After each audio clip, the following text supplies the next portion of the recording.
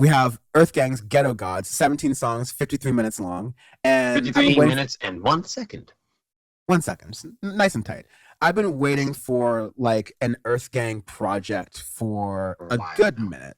I don't think we reviewed Spilling John actually, because it was sort of like a yeah, because that was like a Spillage Village, like a big like random project with a bunch of other artists. I think we did Yeah, Mirrorland though in 2019. That was like we considered to be our definitely last did do proper Maryland project. for sure. Because I Yeah, did the you liked it a lot, and it's one of those albums that we reviewed that grew on me. It just took me a while to like it.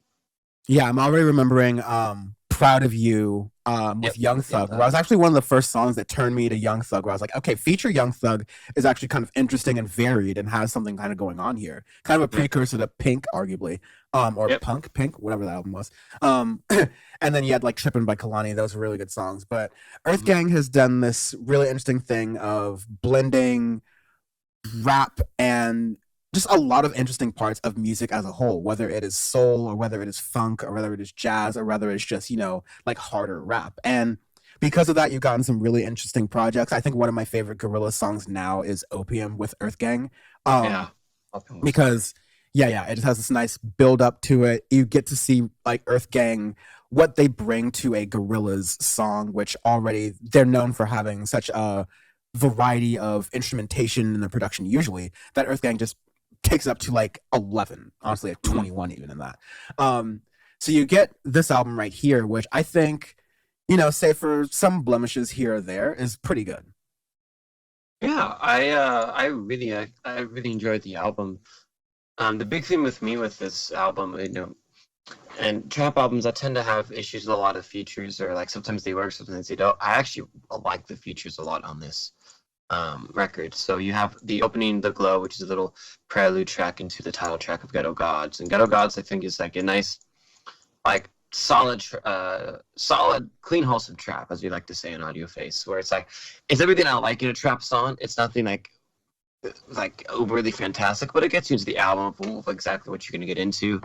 Then you have Billy with featuring Future. It's always hard to say featuring Future, but actually I like Future's part in here. And you know me, I'm a certified Future hater, but I didn't mind that part. And then I really liked Water Boys with Jid and J. Cole. I thought J. Cole's part was really good towards the end. Almost Know a Little Bitch like 47,000 different times. J. Cole, I really liked his flow on it. He's done a couple different things with EARTHGANG. I believe they had a track on Revenge of the Dreamers 3 as well. So they've done a few um, collaborations between the three of them since EARTHGANG's a duo. Um, and then you had a lot of like these little skits in between throughout the record, which actually I ended up liking because it was more of a storytelling thing going into the track on certain ones. Sometimes I felt like it could get a little much, but like example in the middle of the album, I had the Jeans interlude skit. Then you get right after that, you get right into Black Pearls featuring Baby Tate, and that I really like the way that kind of went into the next track. So sometimes skits can work, sometimes they can't, and I think here is like 70-30. Most of them work. There's maybe one or two here that I thought just made the album go a little too long for it, but other than that, I really actually enjoyed this album. Later on, for me, like towards the middle of it, I like Black Pearls, Neezy's Walk featuring Lene Vinay, sorry, Yeah, and Black Pearls was a really interesting track I Baby found Tate. as Yeah. well. And Baby Tate, it was sort of like this, like it takes a really typical like spin on a lot of like trap tropes, but does it in a very Earth Gangy way that I thought was really fun. I think I've seen a similar kind of thing done with artists like IDK, but Yeah. Yeah. one track, like I don't know if I want to like skip ahead too much, but American Horror Story was actually ended up being one of my favorites on there Mhm. because it was like it did that nice thing of Earth Gang being, slightly vaguely political and aware, but no way hitting you over the head with it. Because there's a lot of like deep topics in there, but it's not too like, annoying with it, I think. It's definitely not gonna be like one of No, the top played tracks on the album by any means. But it's I good. really appreciate the art that was able to put in there when you have an album that's full of a bunch of bangers as well. Yeah, the thing too with American Horror Story, and stuff towards the end of the album, you get a lot of experimentation towards the end of the record as well, where you have a lot of different beats, a lot of different ideas, some stuff with like electronic beats or robot video game beats, as we like to say, and some ideas where the track will slow down and like the beats and stuff might not actually mesh well with the vocals. They're kind of like off kilter, but it works in that way. So like you have Smoke Some and Strong Friends, which are two of them where I could kind of hear that word, like especially Strong Friends, like the way the drums stuff would kind of pause. They had like this overlaying effect with it, but it wouldn't really match the vocals, but it was had this cool effect that worked. Normally, sometimes if you try it, a lot of stuff like that where it's off kilter, it won't be pleasant to the ears, but these ones work very well. I think that goes to show you that EARTHGANG, they're very good at what they do. They're good at blending a lot of different genres, blending a lot of different ideas that they have, and being able to put a really concise and cohesive project together with that. But still, having your bangers, right? You have Black Pearls, you have Waterboys, Billy. You have these tracks that are like that hit you and go really hard.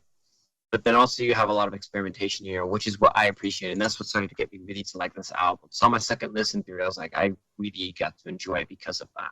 Because you get your forever trap scale of why be better, why be not better, why be not better, because you have these 8-hour trap albums that just give you the same hook 48 times in a row, but these tracks are totally different. Like if you go to Strong Friends, to American Horror Story, to Waterboys, all three of those are all very differently sounding tracks, but they also belong on the same record together. So I like it a lot. It's the first trap album I've really liked in a long time on Audioface. So Yeah. The one thing I noted in here was there's an interesting choice to have the song Power with CeeLo Green and Nick Cannon, which like that's right. Yeah, when you read into the song topically, it's sort of like this sort of like these people are defiant based on like the things that have come towards them. And you read into like, CeeLo Green's sort of like Me Too-ish kind of thing, and then Nick Cannon's just sort of general behavior with like his lives and his like wives and all that different stuff. It sort of comes off with that sort of like Dave Chappelle defiantness, where like I don't care that I'm annoying people, I'm just going to assert that I'm correct kind of deal. Or like I don't care that I'm like impacting another person, I'm just going to like assert that I'm correct and I'm right kind of deal. This sort of like you get this with a lot of celebrities. I think you see it with Ye, honestly. And so I thought that was like a weird addition thematically, but like you also had really great tracks. Like I thought the Future one was, I was like, it wasn't like a Baby Keem track where in the middle there's like a switch and the song is totally different, but the switch was really chill and integrated really nicely and wasn't overdone, just really integrated really through. And then ending with Run 2 with Ari Lennox, which it's a nice track to end on, and then it has a nice long tail at the end to like exit the track. Really good.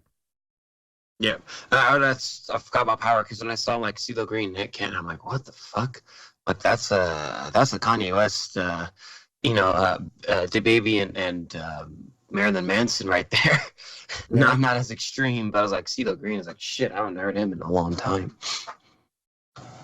Yeah, but for reasons, right? So. Arbitrary Scale, this overall good album. Arbitrary Scale this week is Donda 2 Stem Players. I'm so glad we settled on that Arbitrary Scale compared to some of the other ones we were thinking of.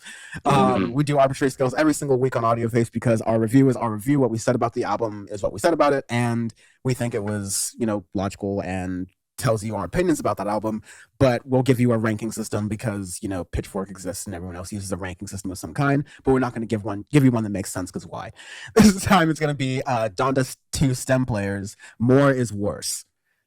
I'm going to give this like a half working Donda stem player that only plays like the bass and the drums, no vocals, so it's just the production, and so Ye can't possibly mess it up.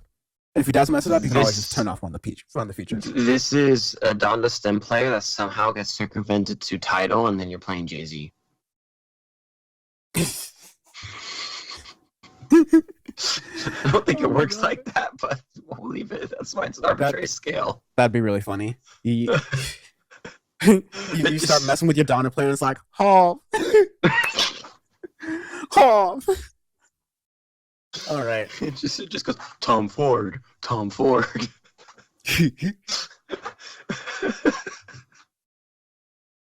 Beyonce wears the pants. All right. Dead ass.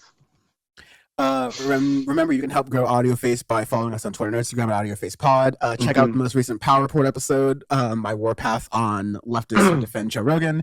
And powerreport.world is the website, which may or may not work right now, redirect to something, but just go to youtube.com/Dan from the internet and you will get all the stuff there.